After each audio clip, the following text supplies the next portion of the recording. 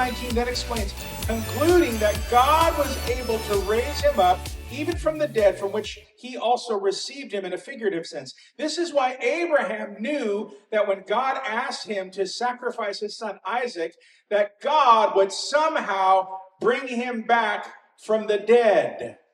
Because he knew that all the blessings that God had promised him were going to come through Isaac and eventually through Isaac's family and their family and their family and their family.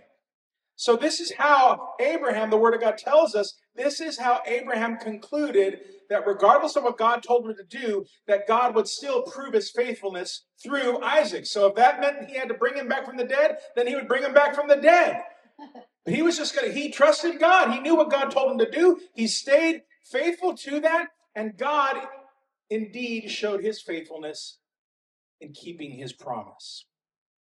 Abraham had faith to believe God would raise up Isaac, not solely because it would bring relief, not just to bring relief to Abraham, but because Isaac was also part of what God was going to do in the earth, and that was to save all mankind.